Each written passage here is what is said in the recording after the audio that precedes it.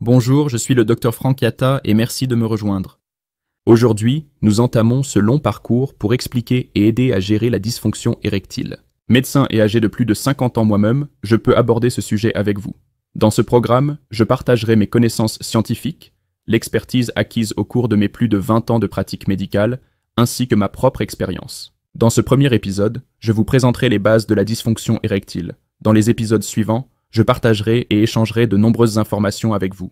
Alors, abonnez-vous à ma page YouTube et suivez-moi sur les réseaux sociaux pour ne manquer aucun épisode. La dysfonction érectile n'est pas un sujet tabou, il ne faut pas en avoir honte, et surtout, elle n'est ni fatale ni définitive. Elle est guérissable, vous pouvez la surmonter. Il vous suffit de vous renseigner sur le sujet auprès d'une source éclairée comme cette chaîne, de prendre en compte les facteurs contributifs et d'utiliser certains de mes massages, exercices et recettes d'ingrédients. Être originaire d'Afrique est un atout supplémentaire. Comme vous le savez peut-être, la plupart des aliments et pratiques indigènes africains réduisent les risques de dysfonction érectile. Je crois fermement qu'avec votre interaction active, cette classe ouverte sera le lieu où les questions trouveront une réponse et où les préoccupations et les limites seront traitées. Bienvenue dans ce cours. Mon objectif est de vous aider à mieux comprendre les causes, agir et trouver les moyens de traiter la dysfonction érectile. Que vous soyez ici pour acquérir des connaissances personnelles ou pour soutenir quelqu'un, ce cours vous offrira un aperçu complet de la dysfonction érectile, y compris ses aspects physiologiques, psychologiques et émotionnels. Ok docteur, parlons peu, parlons mieux. Passons maintenant aux choses sérieuses. Oui, vous avez raison.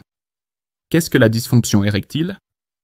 Anciennement appelée impuissance sexuelle, elle se caractérise par l'incapacité à obtenir ou à maintenir une érection suffisante pour une performance sexuelle satisfaisante. Si des difficultés occasionnelles d'érection sont fréquentes sans que ce soit pathologique, une dysfonction érectile persistante, elle, peut indiquer un problème de santé sous-jacent. Prévalence. La dysfonction érectile devient plus fréquente avec l'âge, touchant un pourcentage important d'hommes de 40 ans et plus. Cependant, elle peut toucher des hommes de tout âge et être le signe d'autres problèmes de santé. Comment ça arrive ? Elle est principalement due à un apport sanguin insuffisant au pénis, mais aussi à une libération prématurée de l'enzyme phosphodiestérase de type 5, PDE5. Quelles sont les causes les plus fréquentes ? La dysfonction érectile peut résulter de divers facteurs, physiques, psychologiques ou d'une combinaison des deux. A. Causes physiques. Maladie cardiovasculaire. Une mauvaise circulation sanguine, due à un rétrécissement ou à une obstruction des vaisseaux sanguins, peut entraîner une dysfonction érectile. Diabète.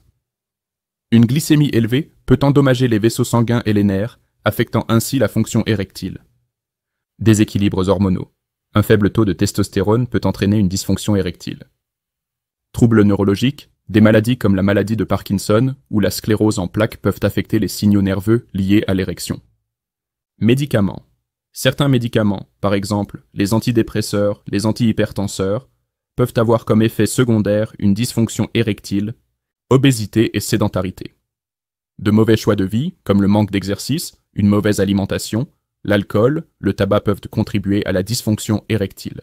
B. Causes psychologiques. Stress et anxiété. Le stress psychologique, notamment lié aux performances sexuelles, peut perturber la fonction érectile. Dépression. Les troubles mentaux comme la dépression peuvent réduire le désir et la fonction sexuelle. Problèmes relationnels, des difficultés émotionnelles ou relationnelles peuvent entraîner des troubles de l'érection en raison du stress, de l'anxiété ou du manque d'intimité. Ne vous en faites pas, nous parlerons en détail de toutes ces causes à l'épisode suivant.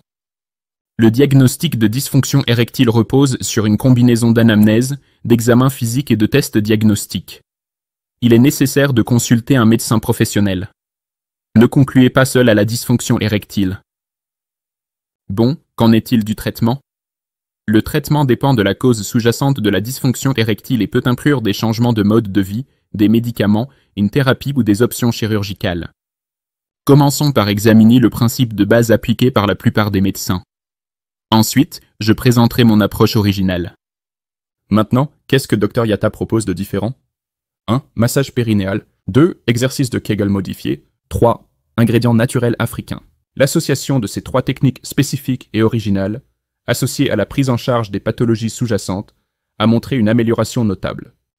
Merci pour maintenant, passons à l'épisode 2, où les bonnes choses vont commencer. N'oubliez pas de vous abonner et d'aimer la page pour plus de contenu. Vous visitez notre site web. Bonjour, Comme nous l'avons dit la fois passée, la dysfonction érectile est un diagnostic médical. Ce n'est pas parce que tu as eu une panne avec madame une ou deux fois que tu dois déduire à un dysfonctionnement érectile. Oui, c'est après avoir vu un médecin spécialiste, généralement un urologue, et après avoir passé une série de tests médicaux et de laboratoire que le médecin va te déclarer souffrir de dysfonction érectile. Le savoir est très important pour que vous ne vous considériez pas souffrir d'une maladie que vous n'avez pas parce qu'alors, cela ne fera qu'aggraver votre situation et votre état mental, qui est une part importante dans la dysfonction érectile. Cela étant dit, commençons le deuxième épisode de notre programme. Aujourd'hui, nous allons décrire en détail ce que c'est cette dysfonction. Même si sa définition peut être claire et simple, voyons de manière plus détaillée qu'en est-il exactement. La dysfonction érectile est l'incapacité d'obtenir et ou de maintenir une érection suffisante pour satisfaire son conjoint, ou mieux, son épouse. Nous tenons à le préciser parce que pour nous, les rapports intimes sont entre un homme et une femme dans le cadre du mariage. C'est aussi pourquoi nous conseillons fortement nos patients à venir consulter avec leurs épouses. Je dois noter que certains hommes ne le préfèrent pas, mais c'est notre recommandation. Maintenant, revenons à la définition. Si vous arrivez à obtenir une érection, mais que celle-ci est molle, elle n'est pas ferme et dure comme un bâton ou une verge, au point de performer une pénétration et éventuellement faire plusieurs mouvements d'aller et retour, c'est déjà un signe annonciateur. Avant d'aller loin, je voudrais préciser une chose. Il faut noter que la forme que le pénis prend quand il est en érection, qu'on appelle phallus ou verge, ne constitue pas un trouble de l'érection. Il y a une différence sémantique entre le pénis et le phallus ou la verge. Le pénis est le sexe de l'homme quand il est au repos, alors que le phallus ou la verge est le sexe de l'homme pendant l'érection. Donc, la verge peut prendre plusieurs formes différentes sans que cela soit considéré comme trouble érectile, puisque le sexe est déjà en érection. Nous pourrons parler de l'impact et de la cause de ces formes de verge dans une autre émission. Mais docteur, quels sont les principaux troubles de l'érection?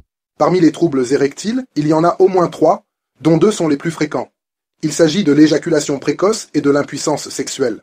Le troisième trouble est moins fréquent. Il s'agit du priapisme, qui lui est une érection exagérée en longueur de temps, mais souvent aussi en dureté ou fermeté. Celui-ci peut avoir des conséquences destructrices sur le sexe en tant qu'organe. L'éjaculation précoce est, comme son nom le dit, un trouble dans lequel l'érection peut être ferme et dure, mais ne le reste pas longtemps.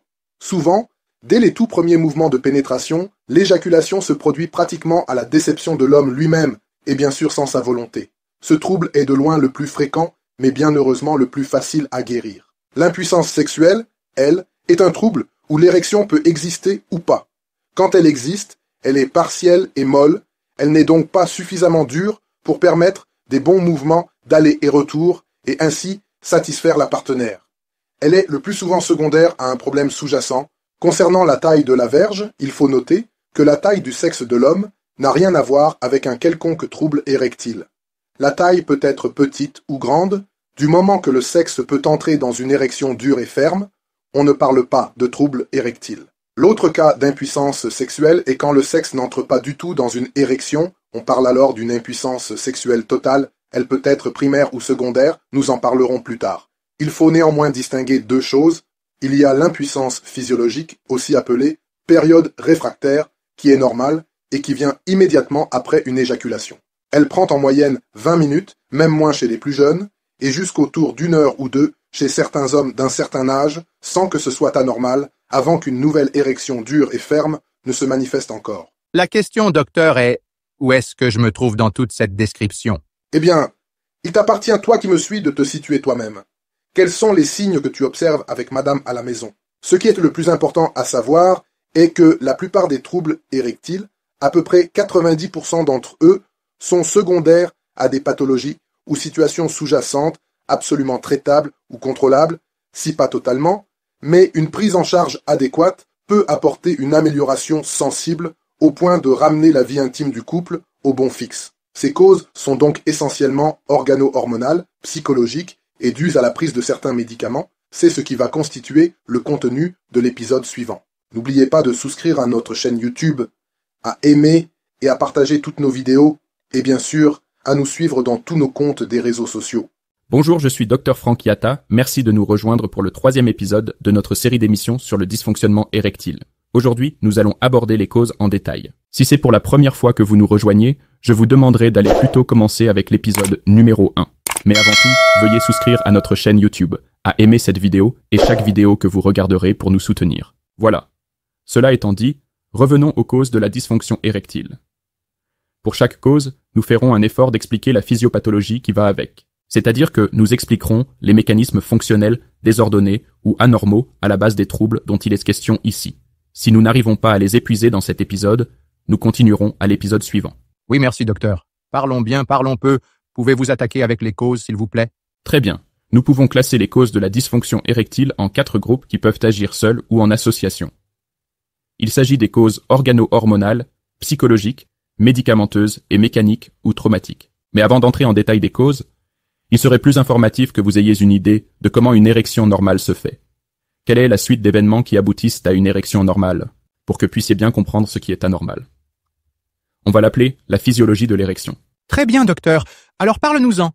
Comment les choses se font en normal? Ok. Je vais commencer par vous montrer une vidéo que j'ai trouvée sur Internet, chaîne YouTube d'Ar El Zokora, que je pense décrire relativement bien ce qui se passe. Comme ça, vous aurez une idée imagée avant que je n'entre dans les détails. Regardons. Notre système circulatoire est composé d'artères, de veines et de capillaires. Le pénis est l'un des organes uniques nécessitant un apport sanguin continu pour maintenir sa fonction reproductrice. Il est composé de 3 tissus spongieux cylindriques, 2 corps caverneux et un corps spongieux. Pendant les états de flaccidité, le flux sanguin vers le pénis est faible et l'apport sanguin est insuffisant en raison de la contraction des fibres musculaires lisses trabéculaires. L'érection est un processus physiologique qui débute généralement par une stimulation sensorielle et mentale du cerveau. Ces impulsions cérébrales provoquent le rachant stolygène et le relâchement des muscles des corps caverneux. Le parasympathique relâche les muscles lisses vasculaires en libérant de l'oxyde nitrique, ce qui entraîne une vasodilatation. Le flux sanguin et le débit augmentent, et le pénis se dilate en augmentant ainsi sa taille. L'expansion des travées et empêche le drainage veineux en comprimant les veines émissaires entre les 2 couches de l'albuginé. Le sang est ainsi piégé et l'érection complète est obtenue. C'est ce que l'on appelle le mécanisme veino-inclusif passif. La congestion sanguine se produit lorsque le flux sanguin augmente et que les artères hélicons se redressent et se dilatent, permettant ainsi la circulation sanguine dans les corps caverneux. Ensuite, la stimulation génitale induit une nouvelle augmentation de la rigidité pénienne, appelée réflexe bulbo-caverneux. Enfin, après l'éjaculation, l'innervation sympathique contracte à nouveau les muscles lisses trabéculaires. Par conséquent, le flux sanguin artériel pénien diminue et un drainage veineux se produit, entraînant une évacuation progressive du sang. Le pénis retrouve alors son état flasque. Voilà, revenons ici et revoyons en détail tout ça. Une érection commence donc par une stimulation sensorielle et mentale du cerveau. Ce dernier envoie des messages au pénis via des nerfs. Le pénis est formé des muscles lisses anatomiquement différents ayant la capacité, une fois détendus, d'avoir un gros volume. Les messages du cerveau donc vont instruire ces muscles lisses, surtout des corps caverneux, à se détendre, permettant au sang de circuler et de combler ces corps. Le sang est alors emprisonné sous haute pression par une série de valvules, créant ainsi une érection. En d'autres termes, tout commence par le cerveau qui est stimulé le plus souvent par un récepteur sensoriel du corps, visuel, toucher, odeur, etc. et même la pensée. Le cerveau fera alors relâcher et s'étendre les vaisseaux et les cellules des corps caverneux, pour recevoir rapidement et de plus en plus de sang augmentant ainsi la taille, le volume et la fermeté de la verge. Dans le même temps, un mécanisme de membrane et valves vont empêcher le sang de sortir, l'emprisonnant. Cet état va perdurer aussi longtemps que le désir et la pression mentale sera maintenus dans le cerveau. Néanmoins, il faut noter que ce désir et cette pression mentale semblent avoir un point culminant qu'il ne faut pas dépasser au risque de déclencher le processus d'éjaculation. Généralement, quand ce processus d'éjaculation est déclenché, c'est irréversible, il va continuer jusqu'au bout, après quoi le processus de l'érection aussi va s'inverser. Dès lors, les muscles du pénis vont se contracter, interrompre ainsi le flux sanguin. La pression va diminuer et les valvules vont s'ouvrir, laissant ainsi le sang s'écouler. Le pénis va alors perdre son érection et devenir flasque ou mou. Voilà. Nous venons de décrire les érections de la personne éveillée qui sont les plus fréquentes. Il existe aussi des érections spontanées. Bonjour, je suis Dr Frank Yatta. Merci de nous rejoindre pour le 4e épisode de notre série d'émissions sur le dysfonctionnement érectile. Aujourd'hui, nous allons continuer sur le fonctionnement normal, puis attaquer les causes en détail. Si c'est pour la première fois que vous nous rejoignez, je vous conseillerais de commencer avec l'épisode numéro 1. Mais avant tout, veuillez prendre la gracieuse décision de souscrire à notre chaîne YouTube, à aimer cette vidéo et chaque vidéo que vous regarderez pour nous soutenir. Aussi, n'oubliez pas de nous suivre sur tous nos comptes des réseaux sociaux.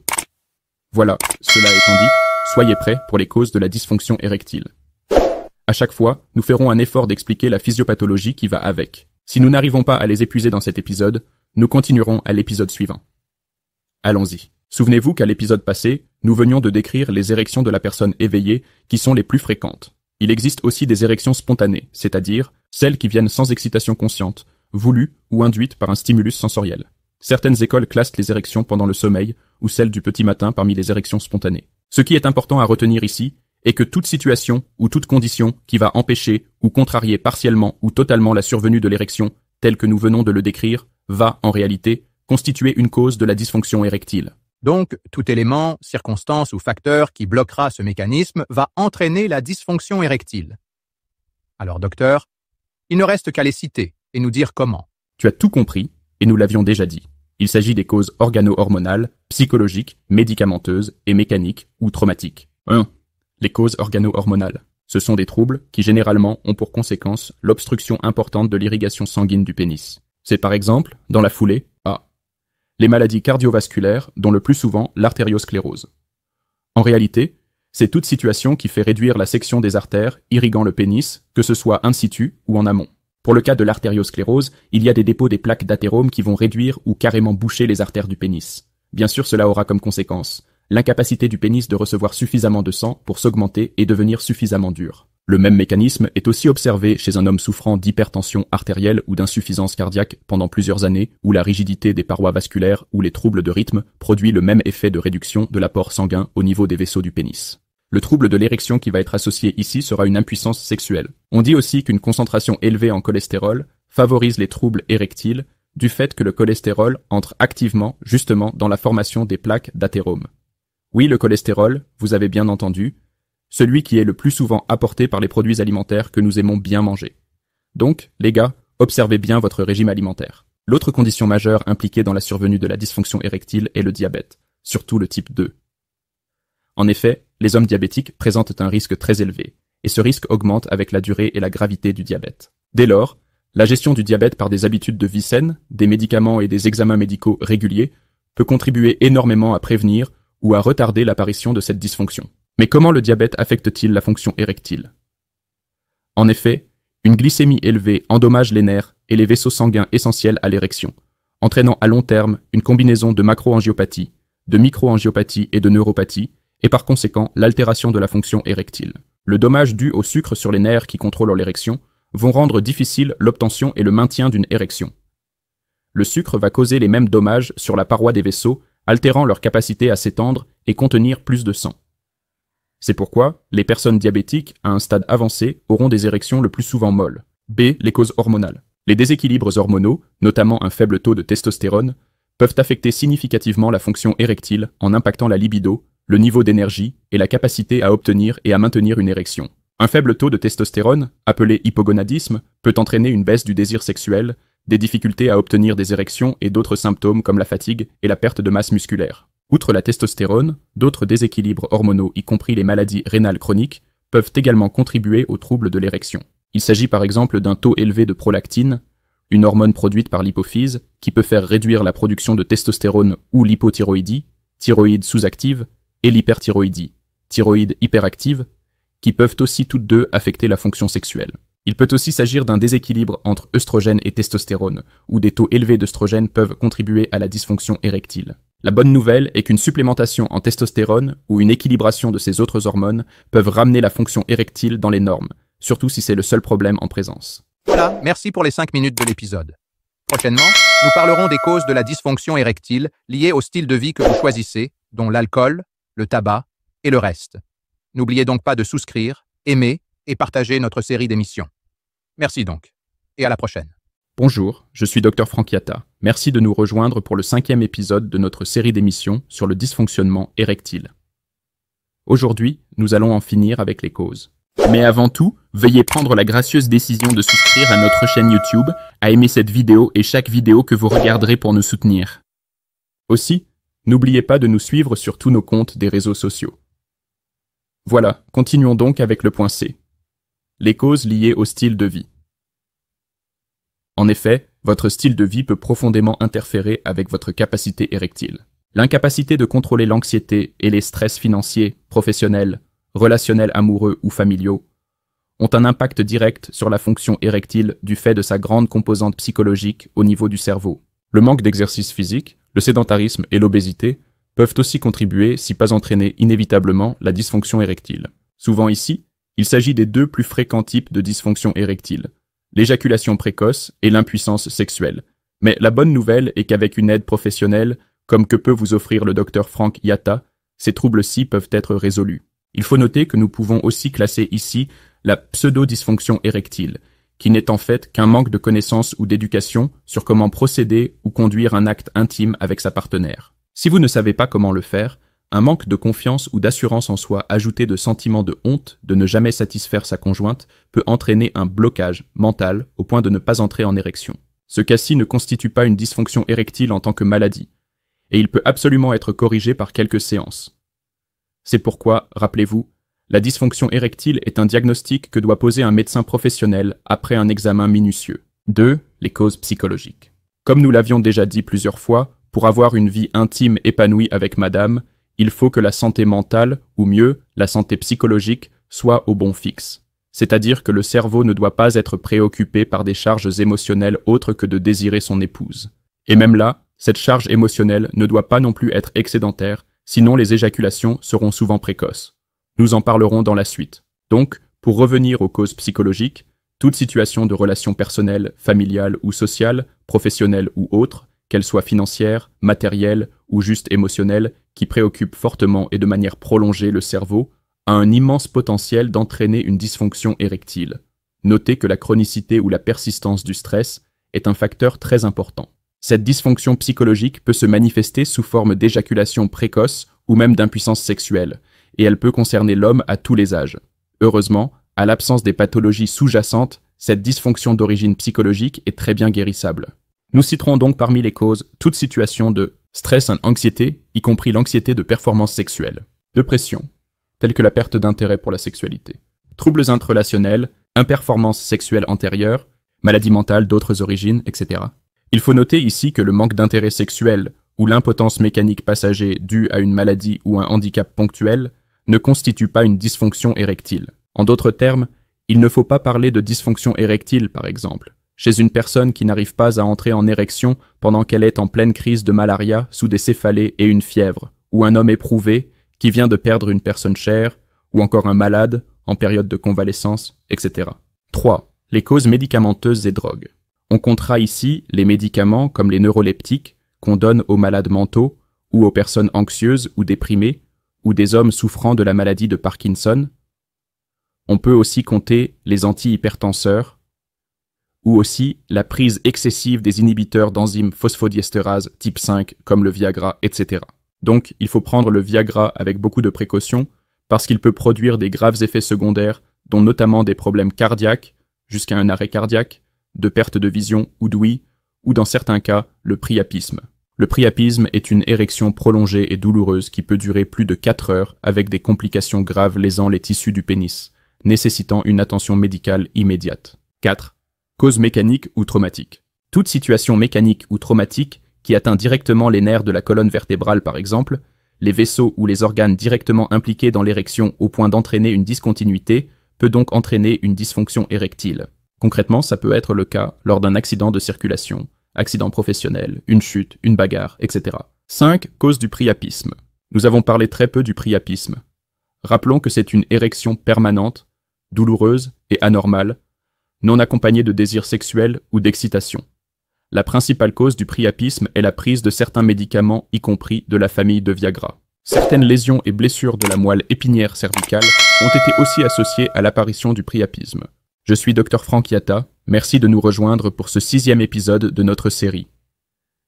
Bien sûr, si vous nous rejoignez maintenant, veuillez commencer à l'épisode 01. Aujourd'hui, nous parlerons du diagnostic et du traitement. D'abord, parlons rapidement du diagnostic. Comme nous l'avons dit plusieurs fois, le diagnostic est avant tout une décision du médecin spécialiste. C'est extrêmement important de le rappeler. Même si les signes de la dysfonction érectile peuvent être évidents et observables clairement, c'est seulement après une série d'examens physiques, de laboratoire et même dans certains cas d'imagerie que le médecin va conclure à une dysfonction érectile. Parce qu'il ne faut pas que vous soyez convaincu d'une dysfonction que vous n'avez pas, parce qu'alors cela ne va qu'aggraver votre situation à cause du stress psychologique que cela apportera. Souvenez-vous qu'il existe de formes de troubles érectiles qui sont passagers, ou facilement curables, ou tout simplement une pseudo-dysfonction érectile. En conclusion, prenez le courage de voir un médecin spécialiste pour le diagnostic. Ne concluez donc pas vous-même. Et parlons maintenant du traitement. D'entrée de jeu, je tiens à vous rappeler que le but de cette émission n'est pas de vous dire ce qu'il faut faire comme traitement pour aller le reproduire chez vous, mais plutôt de vous donner les grandes lignes du principe de traitement pour votre information. Maintenant, ce principe de traitement aura 4 fronts. Le premier est l'ajustement de votre mode de vie et la prise de certains médicaments oraux. Vous devriez arrêter de fumer, réduire la consommation d'alcool, faire de l'exercice régulièrement, perdre du poids en cas de surpoids, gérer votre stress et anxiété, et bien sûr dormir suffisamment. La prise des médicaments inhibiteurs de l'enzyme PDE5 ou phosphodiestérase type 5 peuvent aider à résoudre ponctuellement l'incapacité à avoir cette érection satisfaisante. Mais le problème est que vous ne pouvez pas prendre continuellement ces médicaments du fait d'effets secondaires et de risques graves qu'ils endent. Parmi ces médicaments, vous avez bien sûr le sildenafil, dont le plus populaire est le Viagra, le tadalafil, dont le Cialis, le vardenafil, dont le Levitra, l'avanafil, dont le Stendra. Leur consommation en continu est donc très peu recommandée. En général, le Viagra et ses similaires ne présentent pas des effets de dépendance physique, mais certaines personnes peuvent devenir dépendantes du Viagra pour obtenir des érections ou pour renforcer leur confiance lors des rapports intimes, ce qui entraîne une dépendance psychologique. Pas physique, mais psychologique. En fait, ils pensent qu'ils en ont besoin pour avoir une bonne érection, mais en réalité, ils n'en ont pas besoin. Quel est le meilleur moment de prendre ces médicaments? Quelques dizaines de minutes avant le rapport intime. Par exemple, pour le Viagra, plus ou moins 1 heure avant, alors que pour le Cialis, c'est environ 30 minutes avant. Et toujours prendre des petites doses. Contre-indication. Du fait que dans leur mode d'action, ils augmentent le flux sanguin en renforçant les effets de l'oxyde nitrique qui, lui, induit une vasodilatation qui, à long terme ou à forte dose, peut entraîner une hypotension dangereuse. Cette hypotension dangereuse sera plus ou moins immédiatement responsable d'un rythme cardiaque lent, d'étourdissement, vertige, évanouissement ou même d'un arrêt cardiaque. Dans certains cas, cette hypotension grave peut entraîner par réaction une hypertension et accélération du rythme cardiaque tout autant dangereuse, pouvant aussi aboutir à un arrêt cardiaque. En conséquence, pour nous, nous n'encourageons jamais une prise continue du Viagra ou des similaires. Dr Yatta préfère d'autres méthodes qui donnent de bien meilleurs résultats en privilégiant des pratiques physiques et naturelles, y compris indigènes. Si la prise de médicaments oraux ne résout pas le problème, le deuxième front du traitement reposera sur des techniques physiques, instrumentales et médicamenteuses non oraux. 1. Parlons de dispositifs d'érection par le vide ou DEV. Il s'agit d'un cylindre en plastique transparent avec une ouverture à une extrémité qui est placée sur le pénis. Une pompe qui est reliée au cylindre qui aspire l'air pour créer un vide. La pompe peut fonctionner à la main ou à pile. Le vide réduit la pression de l'air dans le cylindre et augmente le flux sanguin vers le pénis. Après, un anneau de constriction va maintenir l'érection. Le DEV est non invasif, sans danger pour la plupart des fois. 2. Parlons d'injection pénienne. Il s'agit d'injecter certains produits directement dans le tissu pénien avant le rapport intime. L'action est généralement rapide et efficace dans 80% des cas. 3. On peut aussi parler des suppositoires intra-urétraux, qui sont des produits introduits dans l'urètre, à l'extrémité du pénis, à l'aide d'un applicateur. Les médicaments appliqués 15 minutes avant un rapport peuvent se dissoudre à l'intérieur du pénis, relâcher le muscle lisse et faciliter le flux sanguin à l'origine de l'érection. Ils sont moins efficaces que les injections. 4. Dans le cas d'éjaculation précoce, certains médecins proposent des pommades à base d'anesthésiants pour réduire la sensibilité locale et ainsi réduire la pression psychologique pouvant déclencher le processus éjaculatoire. 5. Toujours dans le cas d'éjaculation précoce, on recommande aussi des techniques mentales de défocalisation ou déconcentration pour réduire la pression psychologique. Merci de nous rejoindre pour ce 7e épisode de notre série. Bonjour, je suis Dr Frank Yatta. Aujourd'hui, je parlerai de l'originalité de mon plan de prise en charge, mais avant, je vous demanderai de bien vouloir souscrire sur YouTube et tous les autres réseaux sociaux pour nous soutenir. Nous finissions l'épisode 06 en disant que dans le cas d'éjaculation précoce, on recommande aussi des techniques mentales de défocalisation ou déconcentration pour réduire la pression psychologique et ainsi maintenir le plus longtemps possible l'érection. Comme vous le savez, il existe comme un seuil, ou pic, ou sommet, ou point, le plus haut d'excitation mentale qu'il ne faut pas dépasser au risque d'initier le processus d'éjaculation. Si l'homme arrive à contrôler de manière consciente sa capacité à atteindre, ou mieux, à ne pas atteindre ce seuil, il pourra théoriquement ne jamais avoir une éjaculation précoce. Aujourd'hui, il existe plusieurs techniques qui permettent de contrôler volontairement ce seuil, nous en parlerons dans les émissions plus tard. Et dans nos consultations privées, nous apprenons comment CA se passe concrètement. Le troisième front du traitement de la dysfonction érectile est chirurgical, où le médecin prescrit essentiellement des implants péniens. Ce front est recommandé quand les deux précédents n'ont pas donné de bons résultats.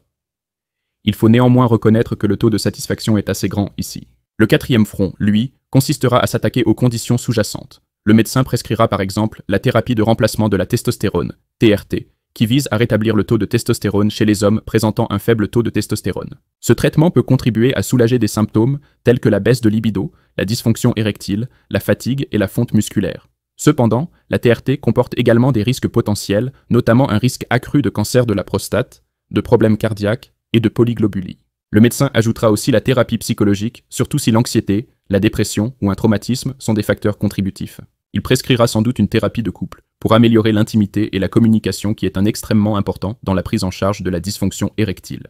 En fait, la plupart de ces traitements, surtout ceux des deux premiers fronts, sont appliqués pour chaque rapport intime alors qu'il faudrait penser trouver une solution qui permettrait au patient de récupérer sa fonction érectile comme au bon moment de sa jeunesse. C'est pourquoi le chapitre suivant va être particulièrement intéressant dans la mesure où je vais vous présenter mon principe de traitement et son originalité. Dysfonction érectile, principe de traitement du Dr Yatta.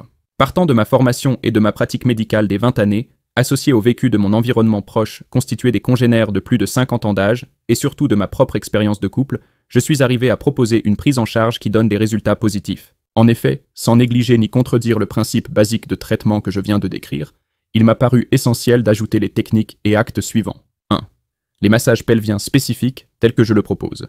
Ici, une masseuse thérapeutique professionnelle, à qui j'ai appris minutieusement ma technique, pratiquera ce massage sur vous, de préférence, en présence de votre épouse, pour que les cas échéants, elle le pratique elle-même à la maison. 2. Les exercices de Kegel modifiés tels que je le propose.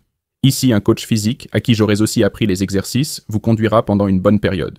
3. Les ingrédients et fruits secs naturels, généralement consommés par les hommes dans les villages de la République démocratique du Congo. Ici, je vous recommanderai la prise des produits naturels dans une combinaison dont je suggère les proportions et la fréquence. 4. La participation active de la conjointe autant sur le plan psychologique, mental que physique, y compris avec une composante audiovisuelle. Certains hommes ne le désirent pas, mais cette étape est cruciale dans notre approche. Votre épouse fait entièrement partie du problème dans la mesure où c'est le manque de sa satisfaction qui vous meurtrit le plus. Elle doit donc tout autant faire partie du processus de la solution. Cette approche globale est originale et me différencie des autres médecins qui traitent la dysfonction érectile. J'en parlerai superficiellement, mais si vous voulez en savoir plus, il va falloir visiter notre site officiel et prendre la première consultation qui est complètement gratuite afin d'arriver à établir un principe de traitement qui correspond exactement à votre situation. Rappelez-vous que la dysfonction est en fait principalement une manifestation psychosomatique qui dépend profondément de la situation de chaque individu. Donc, la prise en charge est personnelle. Ce qui va fonctionner avec lui ne fonctionnera pas directement avec vous. Une chose à retenir est que la dysfonction érectile n'est pas et ne doit pas être un sujet tabou. Vous devez être à mesure d'en parler librement. Si vous en souffrez, sachez que ce n'est pas non plus un sujet honteux et surtout, vous n'êtes pas seul. Il y a 400 millions d'autres hommes qui en souffrent. Des centaines des milliers de médecins l'ont choisi comme spécialité, donc vous n'êtes pas du tout seul. Et finalement, c'est curable et ça ne tue pas. Voilà, c'est la fin de cours basiques et introductifs que nous avons prévus pour vous concernant la dysfonction érectile. Merci de nous avoir suivis jusque-là. Si vous le désirez, nous commencerons des émissions live pour répondre en temps réel à vos questions, que ce soit en public ou en privé inbox. Merci pour votre accompagnement. Maintenant, place aux discussions intéressantes et réponses à vos questions. Sentez-vous à l'aise de poser des questions et surtout de nous contacter par téléphone ou visiter notre site officiel. Bonjour, je suis Dr Frank Yatta. Nous avons fini le cours basique sur la dysfonction érectile. Maintenant, nous allons présenter des sujets selon que vous le demanderez. N'hésitez donc pas de nous proposer des sujets concernant notre thème principal. Puisque notre chaîne est à ses tout débuts, je vous suggère de souscrire, aimer et partager pour que beaucoup en bénéficient. Voilà, aujourd'hui, nous tenterons de répondre à la question « Comment le stress provoque-t-il la dysfonction érectile ?» Beaucoup pensent que des facteurs psychologiques comme le stress et l'anxiété sont responsables des problèmes d'érection. Eh bien oui, effectivement c'est vrai, et ce, à plus de 80% des cas selon des récentes études. Certains se demanderont c'est quoi réellement le stress, c'est quoi l'anxiété, et même c'est quoi la dépression. En fait, dans le cadre des troubles érectiles, ils sont la même chose, dans la mesure où ils produisent la même conséquence. De manière compréhensible à tout le monde, nous allons les définir comme ceci. Le stress est un état mental dans lequel le niveau d'éveil cérébral est très élevé, entraînant une forte agitation mentale. Souvent, sa manifestation physique est la fatigue et la diminution de la concentration. Presque toujours, le stress fait suite à une situation difficile dans l'environnement réel du patient. Il y a une relation de cause à effet devant un problème majeur. L'anxiété est un état mental de peur et d'angoisse devant une situation qui n'est pas encore arrivée, mais qui va probablement se produire. En fait, la personne anxieuse est mentalement bloquée, les fonctions cérébrales sont fortement perturbées par peur d'une possible issue négative.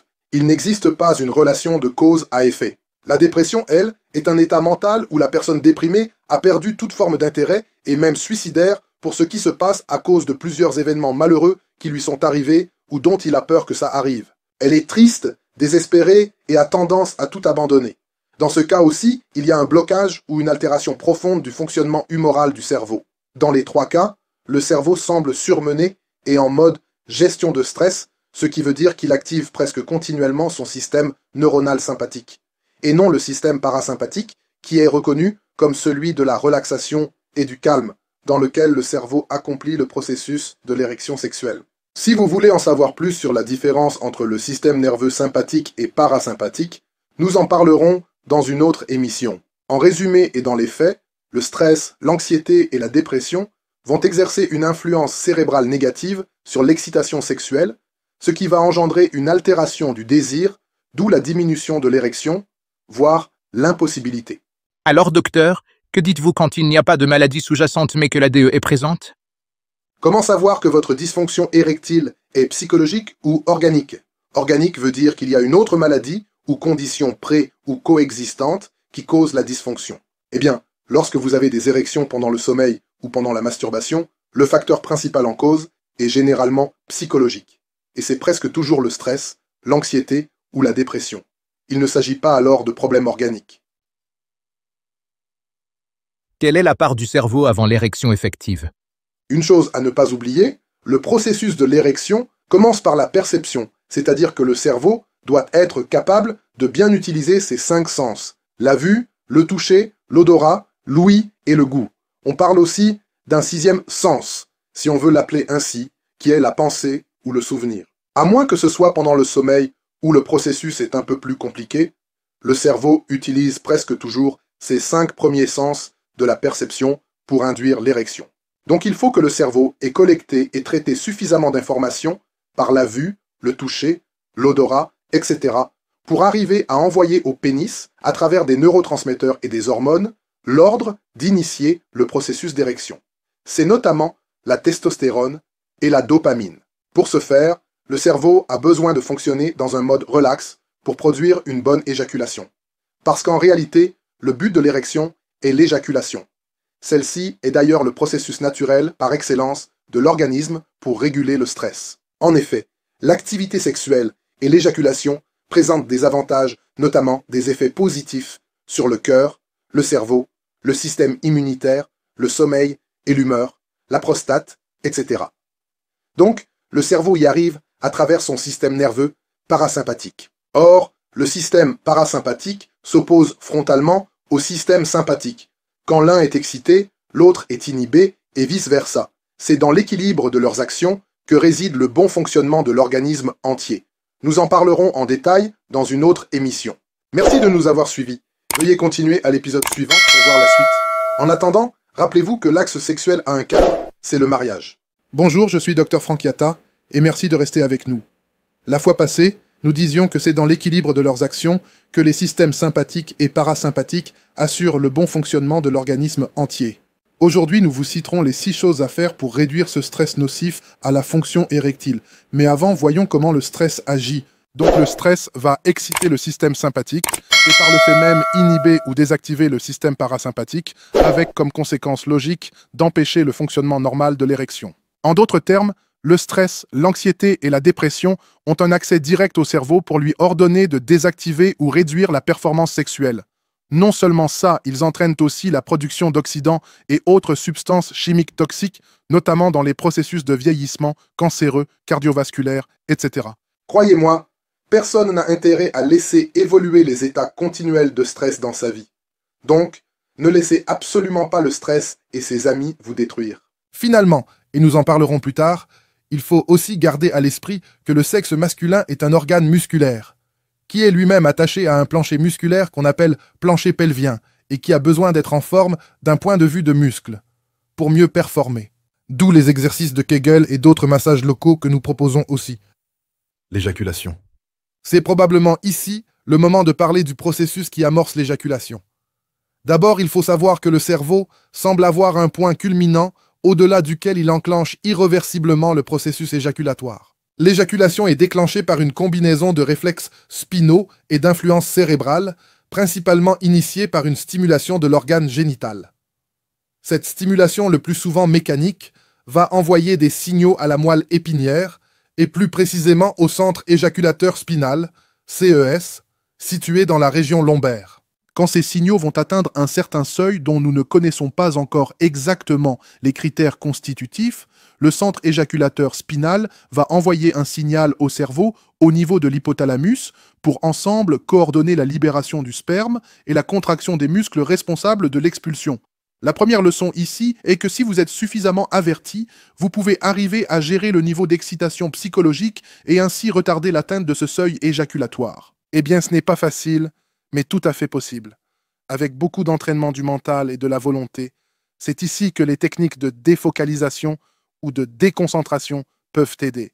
La deuxième leçon est que si les muscles du plancher pelvien sont souples et exercés, ils ne vont pas se fatiguer plus rapidement pendant le rapport intime. De ce fait, ils ne vont pas envoyer de sitôt au cerveau le signal d'initier la relâche musculaire et par conséquent l'expulsion sanguine, d'où perte de l'érection avant même l'éjaculation. Comme vous l'avez compris, toute méthode qui retarde l'éjaculation aide à résoudre le problème de dysfonction érectile. C'est aussi ce que font les médicaments oraux en inhibant l'enzyme phosphodiesterase de type 5 tel que le Viagra. Que faire donc, docteur, devant toute cette situation? Eh bien, d'un point de vue du stress, quand les signes de la dysfonction érectile commencent à s'observer, il faut prendre les mesures suivantes. 1. Rapprochez-vous de votre épouse moralement, mentalement et surtout physiquement. Sans attendre ses excuses en cas de problèmes ou de mésentente, recherchez-la, allez vers elle. Harmonisez vos points de vue, si besoin, sollicitez son pardon, cela aura un impact sur votre force sexuelle. 2. Dans la mesure du possible, trouvez des solutions aux problèmes qui peuvent causer le stress. Arrangez la relation interpersonnelle familiale ou professionnelle perturbée, sortir et socialiser avec les autres, en parler ou chercher de l'aide avec des experts, rechercher une solution financière, etc. 3. Si vous tenez à être seul, recherchez à vous sentir bien et relaxé. Faites ce que vous semblez aimer. Détendez-vous, voyagez ou changez de milieu si vous en avez les moyens. 4. Si nécessaire, améliorez votre mode de vie. Arrêtez de consommer des excitants, café, tabac, alcool et autres substances psychoactives. Adoptez un bon équilibre alimentaire, prendre des mesures pour un bon sommeil, pratiquer une activité physique régulière et adopter des techniques de relaxation. 5. Pratiquez la danse et la musique classique ou douce. 6. Au même moment ou après avoir essayé ce qui est décrit plus haut, prenez des médicaments anxiolytiques. Et même de temps en temps, des petites doses d'inhibiteurs de PD5. Merci de nous avoir suivis. Veuillez continuer à l'épisode suivant pour voir la suite. En attendant, je vous demanderai de bien vouloir souscrire, aimer et partager nos vidéos pour que plusieurs en bénéficient. Bonjour, Dr Yatta ici. Comme vous le savez, notre chaîne est à ses tout débuts. Je vous encourage vivement à vous abonner, à aimer et à partager pour me motiver à créer davantage de contenu. Après l'épisode 09 et sur demande de nombreux internautes, je me fais le plaisir de revenir sur comment surmonter le stress, l'anxiété et la dépression. Eh bien, le stress, l'anxiété et la dépression ont en commun le fait de mettre une forte pression sur le cerveau, l'amenant à un état permanent d'éveil élevé. Le cerveau fonctionne alors pratiquement toujours en mode sympathique. Nous en avons parlé la fois passée. D'un point de vue sanguin, il y a en permanence plus de sang qui arrive au cerveau généralement sous haute pression, d'où risque d'AVC, plus de glucose, plus d'adrénaline et cortisol, qui sont responsables de la superexcitation et irritabilité psychique et mentale mais aussi de la fatigue physique. Donc, dans une situation de stress continu, le fonctionnement où l'excitation cérébrale est complètement surchargée, il perd les pédales. Un peu comme un ordinateur qui est planté, qui tourne en rond, il ne sait plus quoi faire. Il n'y arrive plus. Soit par un virus qui infecte l'ordinateur ou soit il y a tellement de commandes que la vitesse du processeur ou la mémoire n'arrive plus à suivre. Souvent la solution c'est de repartir de zéro. Laisser la mémoire vive se vider des multiples actions et commandes en cours. Le plus souvent d'ailleurs, juste un redémarrage de l'ordinateur corrige le problème du plantage. Eh bien c'est un processus semblable avec un cerveau en pleine crise de stress, anxiété ou de dépression. C'est ça la clé, si vous comprenez cette comparaison, vous pourriez avoir une idée de comment vous sortir de l'emprise du stress. Donc redisons-le autrement, tout se passe dans le cerveau ou mieux, dans la perception que se fait le cerveau. Le secret de vaincre le stress, l'anxiété et la dépression c'est dans votre tête. Il ne faut pas la chercher ailleurs. Le stress et l'anxiété ne sont pas comme une maladie infectieuse où un microbe te contamine et produit la maladie, non. Ce n'est pas non plus comme un traumatisme physique où tu es blessé par un couteau et il faut suturer, non. C'est un problème de perception au niveau du cerveau. C'est essentiellement une image que le cerveau se crée sur la situation difficile que vous traversez en ce moment ou dans le futur que le même cerveau se bat à résoudre. En utilisant toutes les ressources qu'il peut. D'ailleurs, à l'origine, le stress est un processus d'autodéfense que le cerveau met en place pour vous sortir du danger dans lequel il pense que vous êtes. Pensez bien, c'est le cerveau qui vous met automatiquement dans un état d'alerte ou de stress. Il le fait sans vous poser une quelconque question quand il y a un feu, un accident, un danger, etc. Il produit l'adrénaline, le cortisol et autres, il vous met d'office donc en mode nerveux sympathique. Donc, pour lutter et éventuellement vaincre le stress, il faut arriver à faire croire au cerveau que vous n'êtes pas en danger. Et que le problème que vous avez n'est pas un danger pour vous, vous ne le considérez pas comme pouvant mettre votre vie en péril, ni la vie des personnes qui vous sont chères. Le problème amoureux, social, le problème financier ou professionnel, etc. n'est pas un gros deal pour vous, faites un effort volontaire de le minimiser. Faites comme un redémarrage du cerveau. Donnez-lui des nouvelles données, faites-lui reconsidérer le problème actuel que vous vivez. C'est comme ça seulement que vous pourrez vaincre l'état et les conséquences du stress. Si vous arrivez à convaincre mentalement votre cerveau de cette reconsidération des choses, croyez-moi, vous aurez vaincu le stress déjà à 80%. Le tout se passe dans le cerveau, il n'y a pas à cette étape un médicament solution, celui qu'il faut boire ou s'injecter pour résoudre le stress. C'est pourquoi d'ailleurs, à moins que ce soit un placebo ou un tranquillisant, le psychiatre ou le psychologue n'a autre instrument que la parole pendant la consultation ou sa prise en charge. Mais docteur, comment le faire concrètement? Les 6 points ou choses à faire, comment les aborder? Avant de revenir sur les 6 points que j'ai évoqués à l'épisode passé, je tiens à ajouter ceci.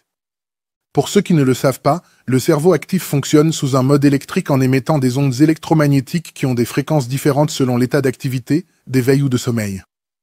En termes simples, à chaque niveau d'activité physique ou mentale correspond une fréquence d'onde cérébrale précise. Puisque donc le stress s'observe quand la fréquence cérébrale générale est très élevée, toute technique qui diminuera cette fréquence diminuera aussi le stress. De nos jours, il existe plusieurs techniques prouvées scientifiquement qui vous permettent de baisser les fréquences cérébrales. Selon la valeur de leur fréquence exprimée en Hertz, nous distinguons 5 types différents. Des plus basses aux plus hautes fréquences, nous classons les ondes delta, θ, alpha, bêta et gamma sous l'acronyme de Tabeg. Nous les décrirons à l'épisode suivant.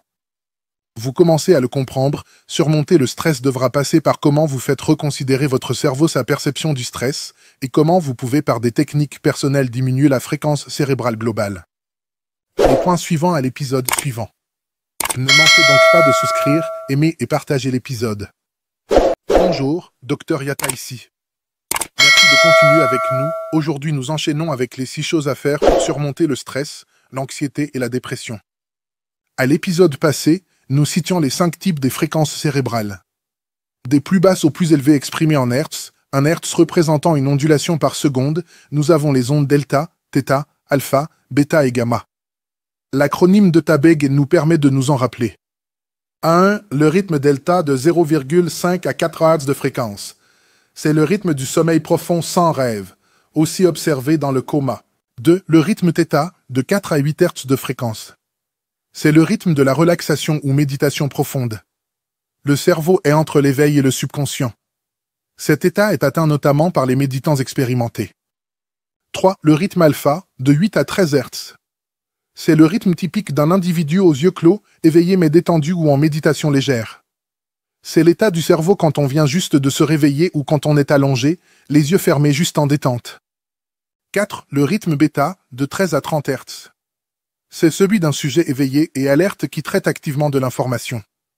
C'est probablement l'état de votre cerveau pendant que vous regardez cette vidéo. C'est la fréquence d'interaction sociale du cerveau. 5. Le rythme gamma, de 30 à 60 Hz. Il témoignerait d'une grande activité cérébrale, comme pendant les processus créatifs ou de résolution de problèmes. C'est le plus souvent à cette fréquence que le cerveau tourne pendant le stress. Concernant notre thématique principale, la dysfonction érectile, il est fortement recommandé d'avoir des rapports intimes quand on a un niveau d'activité cérébrale à la fréquence alpha inférieure. C'est-à-dire, calme et détendu, avec juste le désir de vouloir profiter du moment. Néanmoins, il faut noter qu'il n'a pas été prouvé scientifiquement que les ondes cérébrales bêta ou même gamma empêchent directement l'érection. Par contre, oui, les ondes cérébrales bêta et gamma peuvent alimenter le stress, qui va lui, à long terme influencer négativement la fonction sexuelle. Concernant comment diminuer les fréquences cérébrales. Bien que les techniques sont aujourd'hui disponibles, elles sont au-delà de ma compétence et du cadre de cette émission. Je ne pourrais donc pas en parler. Alors revenons à la question du jour, comment surmonter le stress? En plus de faire reconsidérer le cerveau sa perception du stress et de pratiquer des techniques de diminution de fréquences cérébrales, il faut ajouter la nécessité d'entretenir son corps par une pratique consistante d'exercice physique et d'hygiène, sans négliger un mode de vie responsable. Les exercices physiques ont le grand avantage d'apporter suffisamment d'oxygène et de sucre dans le cerveau et partout ailleurs dans l'organisme assurant le bon fonctionnement de ce dernier. En outre, ils ont l'avantage d'assouplir les muscles, leur permettant un meilleur fonctionnement y compris favorisant un meilleur retour veineux global vers le cœur. La pratique d'hygiène va empêcher le corps de tomber malade, épargnant ainsi au cerveau de gérer les stress d'origine infectieuse et inflammatoire, qui ont pratiquement le même impact que le stress d'origine psychologique que nous avons décrit jusque-là.